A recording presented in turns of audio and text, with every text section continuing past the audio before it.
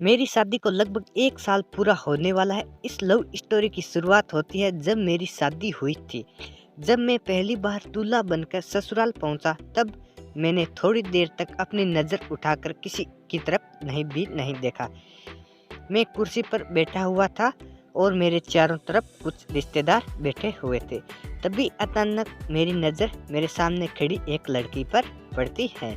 थोड़ी देर बाद जब मैं मंडप के नीचे जाकर बैठा, उसी समय वह लड़की मेरे पीछे आकर बैठ गई। थोड़ी देर चुपचाप बैठने के बाद वह मुझसे छेड़छाड़ करने लग गई। पहली बार ससुराल जाने की वजह से मैं उसकी लड़की से कुछ भी नहीं कह पा रहा था। काफ़ी देर छेड़छाड़ तथा मजाक करने के बाद मैं उस लड़की से कहता हूँ, अगर आपको मैं अधिक पसंद हूँ तो आप भी मुझसे शादी ही कर लो। इतने में वह लड़की मुझसे कहती है, अगर अगर मैं आपसे शादी कर लूँगी तो मेरी बड़ी बहन से शादी कौन करेगा। फिर मुझे पता चला कि यह लड़की रिश्ते में मेरी साली लगती है। काफ़ी देर मजाक वाली बातचीत करने के बाद मैं उस लड़की से उसका नाम पूछता हूँ। तब वह लड़की जवाब देती है कि मेरा नाम संजना है। थोड़ी देर बाद शादी की रस्में शुरू हो जाती है। शादी के बाद से मेरी और संजना की काफ़ी जान पहचान हो जाती है। रिश्ते में साली लगने की वजह से वह मेरा मोबाइल नंबर ले लेती है।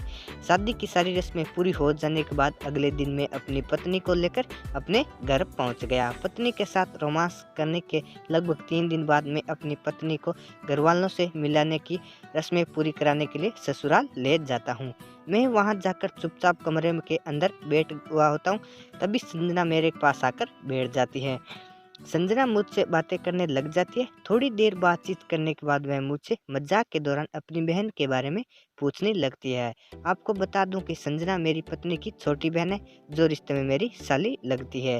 संजना मजाक के दौरान मुझसे गंदी बातें भी करती रहती है। रात के समय में मकान की छत के ऊपर सो रहा था। संजना रात में अचानक से मेरे पास आकर सो जाती है। उसके चेहरों को देखकर लग रहा था कि जैसे वह थोड़ी सी घबराहट में है। ऐसा लग रहा था कि जैसे वह बिना टिकट यात्रा कर रही हो। बार बार पीछे मुड़कर वह टीटी के आने की सोच रही थी। शायद सोच रही थी तो गाइस ये सोच रही थी तो गाइस फिर मैं गहरी नींद से सो रहा था। तभी अचानक मुझे मेरे पास किसी लड़की के होने का एहसास होता है। तभी मैं नींद से उठ जाता हूँ और देखता हूँ कि संजना मेरे पास सो रही थी।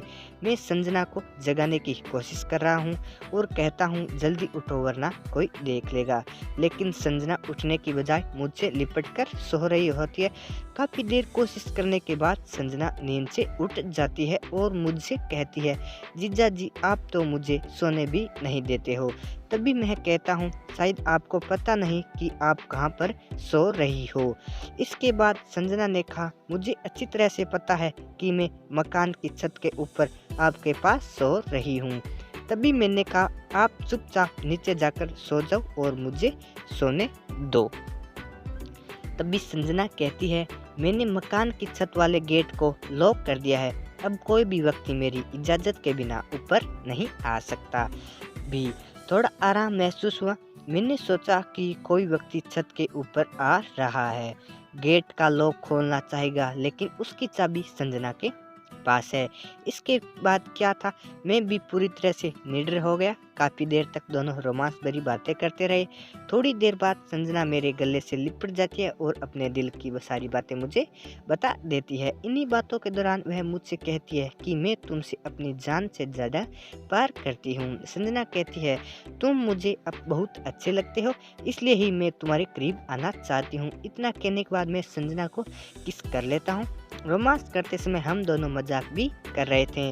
रात के लगभग 1 बज चुके थे। इसके बाद मैंने संजना से कहा, अब मुझे नींद आ रही है, इसलिए तुम अभी चुपचाप सो जाओ। संजना कहती है, नहीं, आज रात भर मुझे आपके साथ रोमांस भरी बातें करनी है।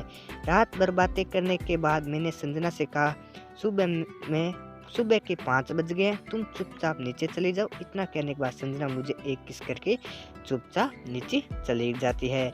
अगले दिन मैं अपनी पत्नी के साथ लेकर अपने घर चला जाता हूँ। मुझे घर जाते हुए देखकर संजना के चेहरे से मुस्कान चली जाती है और वह मुझसे नाराज हो जाती है, क्योंकि मैंने रात के समय संजना को बताया था कि आपके यहाँ 2 दिन रुकने के लिए आया हूँ। लगभग 1 घंटे बाद मैं अपने घर पहुँच जाता हूँ। घर पहुंचने के बाद भी मेरा मन संजना की ओर खींचा जा रहा था। थोड़ी देर बाद संजना मुझे कॉल कर देती है और कहती है, जीजा जी आप तो बोल रहे थे कि मैं 2 दिन तक रुक जाऊंगा। मैंने कहा किसी काम की वजह से जाना पड़ा है, लेकिन अगली बार ज़रूर रुकूंगा और आपके कहने पर ही वापस आऊँगा। थोड़ी देर और बातचीत करने के बाद संजना कॉल डिस्कनेक्ट कर देती है। नई शादी होने की वजह से मुझे एक साथ 2 लड़कियों का प्यार भी मिल रहा था। एक तरफ मुझसे प्यार करने वाली मेरी पत्नी तथा दूसरी तरफ प्यार करने वाली मेरी साली, दोनों ही मुझसे अपनी जान से ज़्यादा प्यार करती है।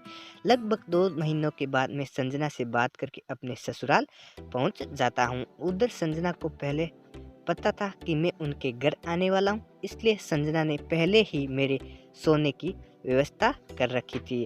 पहले ही तरह इसी बार भी संजना ने बिस्तर में मेरे बातचीत कर रही थी।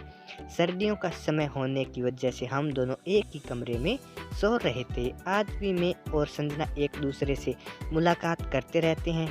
साली होने की वजह से मुझे भी उसके बिना रहा नहीं जाता है और उससे मिलने के लिए किसी भी बहाने से उसके घर पहुंच जाता हूं। आज भी हम दोनों हर महीने में 2 मुलाकात ज़रूर करते हैं। तो गाइज मिलेंगे अगले स्टोरी में। Okay bye.